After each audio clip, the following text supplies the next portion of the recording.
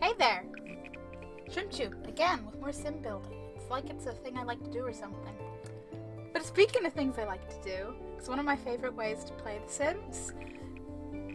And sometimes start to play and then totally abandon the household, but that's a whole other point. But I like doing games where there's a sim or a family or whatever that's like living off the land, you know?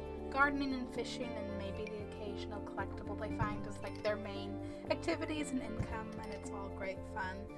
So I've been on a bit of a phase for this more so lately. Like even before Island Living got announced, because trust me, that off the grid lot trait was very intriguing when they mentioned that.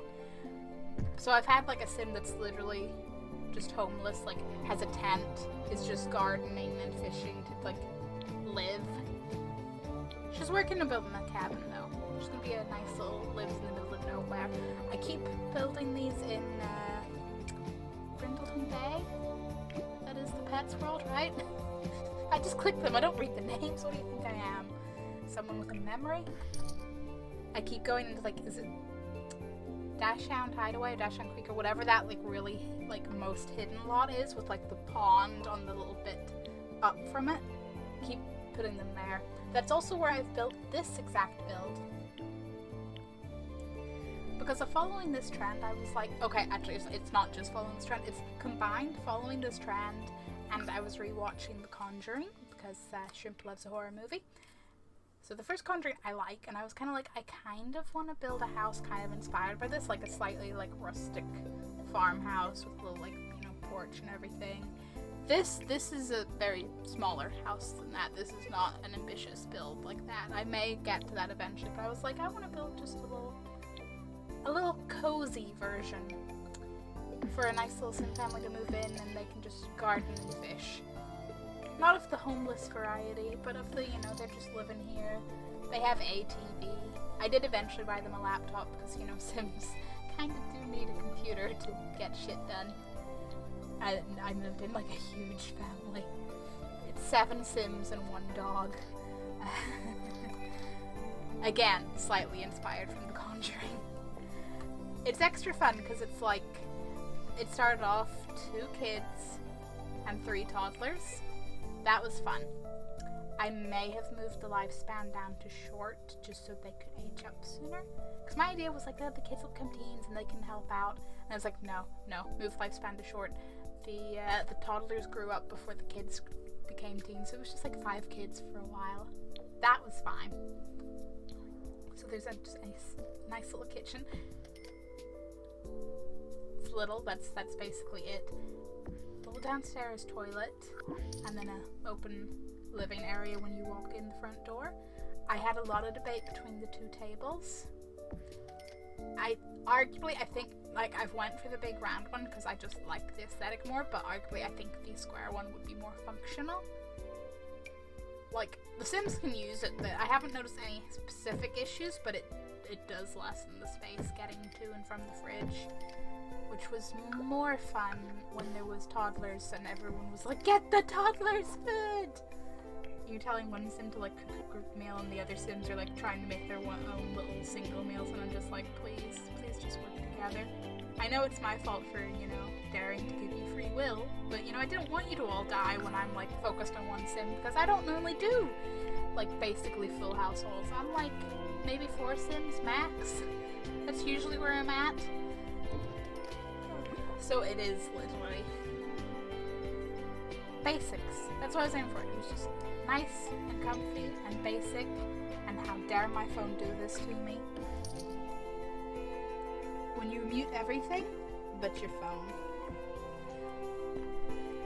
So upstairs is another just little bathroom and then 3 bedrooms. It is literally the parents' room, 2 bed bedroom for the older kids, and then the 3 toddler beds squeezed into the other room, which of course become the normal sized kids' beds, which is fine as long as you delete more furniture from the room. I had in my head, like, okay, as the family, like, grows and needs more space, I would, like, add in another staircase and just build up. Because whilst, yes, okay, they could expand the house, like, out, but I'm like, no, they're gonna build up. most of my Sims houses, if they expand, it expands out, additional rooms on the side or whatever. No, this time we're gonna go up. We're gonna deal with the fact that I don't actually like to go up and down floors. I like building either small house or like big enough houses that my Sims spend most of the time downstairs anyway, and it's just like a bad upstairs, which, I mean, to be fair, this basically is. Or everything's like on one level. To be fair, I don't build one level that much, but like in terms of gameplay, I'll be like, Sims can just stay on one level. I don't like going up and down. I will have everything they actually need to do like on the ground floor, and it'll just be like, okay, go to bed. That's all you need upstairs. That's all you need.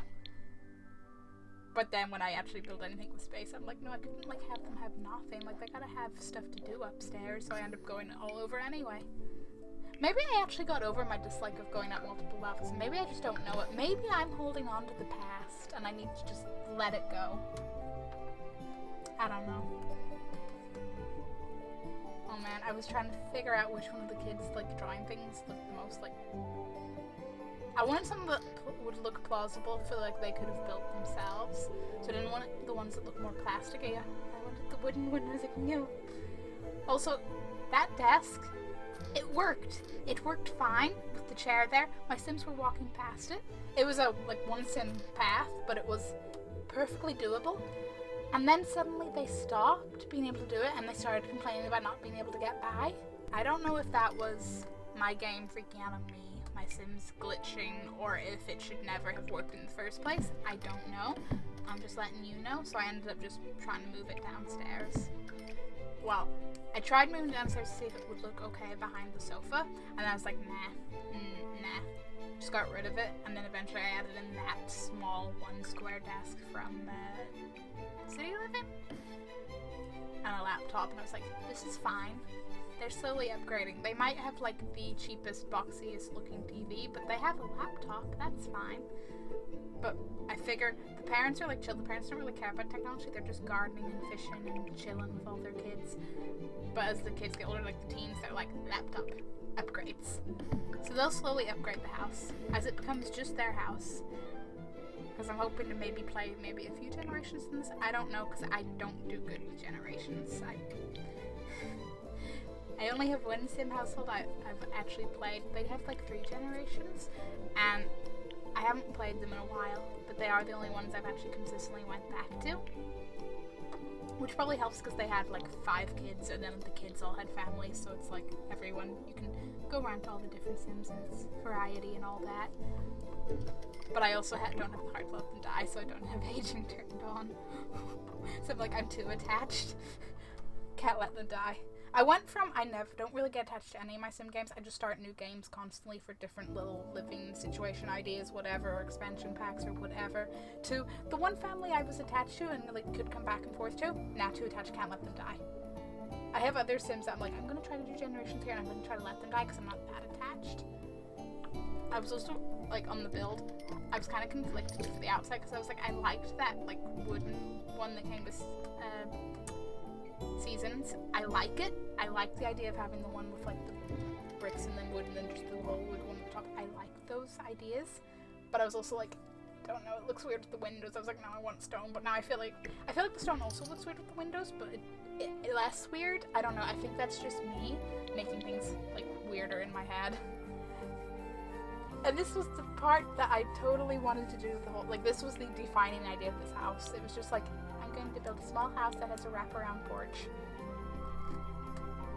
It was literally just that, and make it look kind of rustic and old-fashioned and like chill. It's fine. It's fine. And you gotta have an appropriate amount of chickens. Because when do you get to use the chickens? And then I just put some outdoor stuff because I was like, okay, they'll probably have some equipment, some like playground equipment, stuff for the kids. Put the wishing well because I was like, I was almost gonna put the prop wishing well from Get Famous, yeah. I was like, no, actually it wasn't Get Famous, but I was like, no, but it was Get Famous. And then all the plant plots because gardening, you know. Now the clothesline, I did add in the wash tub, but my game like does not like the wash tub. My Sims can never use it.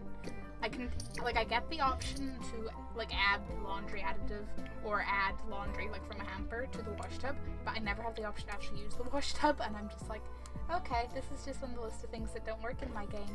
Up there with the Doctor Teddy Bear, which did work, and then Pets came out and it hasn't worked since. I should probably test these without custom content, but I'm also like, what custom content do I have that would affect these? Because I don't, most of my custom content is like clothes, so like whatever. But thank you for watching, and feel free to check out the Sims playlist if you're so inclined.